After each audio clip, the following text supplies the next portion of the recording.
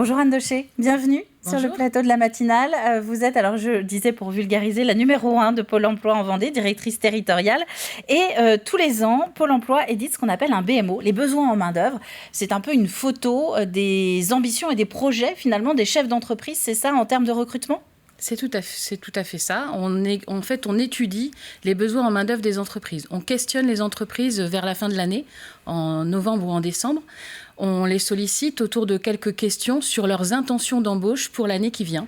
Ça nous permet d'avoir une photo de ce qui nous attend sur l'année 2023, là en l'occurrence, en termes de projection des entreprises dans les recrutements. Alors, comment se qualifie cette année en Vendée 2023 ? J'ai cru comprendre qu'il y avait pas mal de projets justement de recrutement. Oui. On s'attend à avoir à peu près 44 000 intentions d'embauche qui sont recensées. C'est pas l'année record. L'année record, c'était l'année dernière. On est un petit peu en dessous des résultats de l'année dernière, mais qui était une année exceptionnelle puisqu'il y avait un effet rattrapage de la crise sanitaire. C'est la deuxième année où on enregistre autant d'intentions d'embauche. Pour vous donner un ordre de grandeur, quand on compare par rapport, sur la courbe, vous le voyez, quand on compare avec 2015, 2016, qui ne sont pas des années si lointaines que ça, on double en fait les intentions d'embauche en 2023. Et quand on parle d'intention d'embauche, c'est quel type de contrat ? Alors, c'est un élément marquant de l'année 2023, c'est-à-dire qu'on sollicite les entreprises sur leurs intentions d'embauche globalement. On leur demande si ce sont des intentions d'embauche saisonnières ou pérennes. Et élément marquant de l'enquête de cette année, c'est qu'en fait, les intentions d'embauche pérennes ou durables sont en augmentation. Alors qu'on a une légère baisse par rapport à l'année dernière des intentions d'embauche globalement, les intentions durables, les projets durables, les contrats en CDI par exemple, sont projetés comme en augmentation, une augmentation de 6%. Donc c'est effectivement ce qu'on voit là qui s'affiche. Donc en vert un petit peu plus foncé, c'est les emplois pérennes justement, les recrutements à l'année.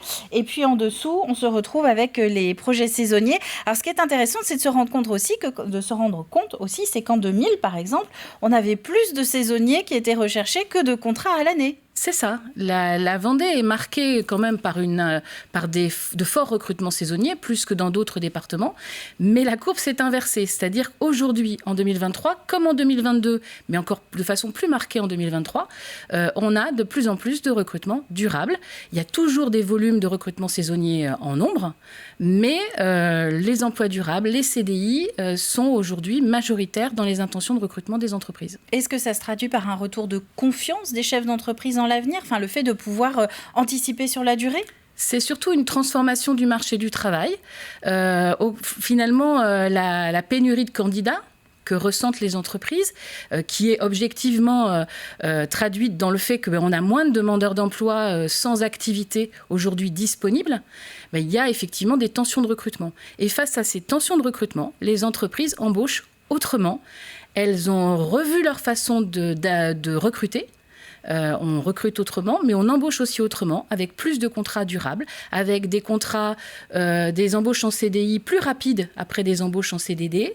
Donc, on a une transformation du marché du travail. C'est-à-dire qu'on se met un petit peu plus à la place du salarié qui, lui, ou en tout cas le candidat, est presque en rapport de force finalement. Il y a tellement d'offres d'emploi pour peu de candidats. Voilà, le marché du travail, c'est un marché. Les entreprises s'adaptent finalement à leur environnement.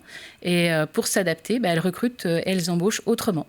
Ce qui est intéressant également dans votre BMO 2023, c'est qu'on se rend compte que ces besoins ne sont pas identiques partout en Vendée. On a des disparités de besoins de recrutement. C'est ce qu'on voit là sur la carte. Donc là, on est sur les contrats à l'année, il me semble, et sur les difficultés de recrutement. Alors, il y a énormément de besoins sur le bassin de La Roche-sur-Yon, mais ça, c'est normal, on est sur une agglomération. Oui, et puis avec une dynamique marquée sur le territoire de La Roche-sur-Yon, un taux de chômage qui a beaucoup baissé parce qu'il y a eu beaucoup de recrutements et il y en a encore. Et le territoire de La Roche-sur-Yon est le territoire où il y a le moins de recrutements saisonniers proportionnellement aux autres territoires. Donc on a plus de 13 000 projets de recrutement qui sont annoncés sur le territoire de La Roche.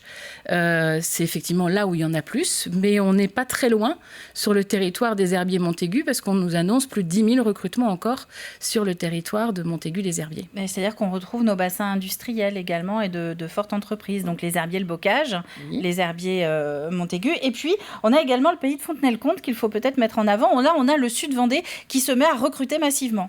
Alors, qui recrute un peu plus effectivement que les années précédentes, mais c'est surtout qui pressent des difficultés de recrutement plus grandes. Ce qu'on voit sur la carte, c'est les pourcentages, ce sont les tensions de recrutement qui sont pressenties. Donc pour, on va dire, 75% des projets de recrutement sur le territoire du Sud Vendée, on s'attend à avoir des difficultés. Ce qui est là plus marqué que l'année précédente. On est en forte augmentation sur les difficultés de recrutement pressenties. Et alors la zone verte de Challans, c'est qu'il y a moins de... On a moins peur, c'est ça ? Mais on pressent moins de difficultés de recrutement. Mais 65% de difficultés de recrutement, c'est déjà énorme. Tout à l'heure, je faisais référence aux années 2015-2016 où on avait la moitié finalement de projets de recrutement. On était sur une difficulté de recrutement pressentie de 30%. Là, même la zone la moins marquée, c'est Challans, avec 65% de difficultés de recrutement pressenties. Donc on a vu le type de contrat pour 2023. On voit également donc, ces disparités. Ce qui est important aussi, c'est de savoir quel type de profils sont attendus et sont recherchés. On a une sorte de, vous éditez une sorte de top 10 des métiers les plus recherchés. On va les voir également, Antoine, si tu veux bien nous les afficher. Donc les emplois donc, par métier, qui recherche-t-on le plus en Vendée ? Eh bien, c'est dans le secteur de l'aide à domicile et des aides ménagères. Ça, on s'en fait régulièrement l'écho. Mais on trouve également alors, un petit peu d'emplois dans le tourisme ou dans la restauration. Ça fait partie des sujets prégnants aussi au début de la saison. Et puis, ou encore des agriculteurs. Enfin, voilà, il y a quand même des profils assez différents. Mais ce qui est caractéristique de la Vendée, c'est qu'en fait, on recrute dans tous les secteurs. Tous les secteurs sont présents en Vendée. Et c'est vrai qu'on a une activité industrielle, mais on a une activité touristique, on a des activités agricoles, on a du service, on a du commerce. Donc en fait, on a l'embarras du choix. Il y a énormément de secteurs qui sont représentés. Il n'y a pas des secteurs dominants. Vous l'avez noté, là où on a le plus de besoins, c'est effectivement le secteur de l'aide à domicile, de l'aide des aides-soignants, donc tout ce qui est emploi de proximité et de soins. On est engagé là, justement, dans notre actualité, dans les 15 jours qui viennent. On organise des événements recrutement avec les entreprises dans le cadre de la semaine du soin et de l'accompagnement. Pôle emploi développe au niveau national, mais on le fait également en Vendée, une opération pour mettre en visibilité tous ces emplois. Et on a des entreprises et des associations qui recrutent dans ces domaines, qui ouvrent leurs portes, qui sont avec nous pour des job dating, qui vont mettre en avant toutes ces opérations. On a 30 actions pour mettre en visibilité sur la dernière quinzaine du mois d'avril tous ces métiers de l'aide à domicile qui recrutent. Donc on se présente avec CV et motivation et il y a des contrats à la clé. Voilà, et même si vous n'avez pas de CV et que vous êtes intéressé par le métier, on peut vous permettre de rencontrer une entreprise, on peut vous proposer des immersions. Enfin, il y a beaucoup de difficultés de recrutement, mais on a beaucoup de solutions à proposer aujourd'hui. Il n'y a pas de fatalité parce que l'année dernière, on nous annonçait beaucoup de difficultés de recrutement. On a recruté beaucoup. Ce qui explique effectivement l'évolution à la baisse du nombre de demandeurs d'emploi. Donc il y a des solutions, des immersions dans les entreprises, des actions de formation aussi. Ce sont 80% des métiers pour lesquels on recrute en Vendée n'exigent pas de diplôme. Et c'est important parce qu'on peut former par exemple dans l'entreprise. Enfin, une formation directement in situ. Merci Anne Daucher, on l'a compris, le premier réflexe, c'est d'aller sur le site de Pôle emploi pour pouvoir avoir toutes les informations.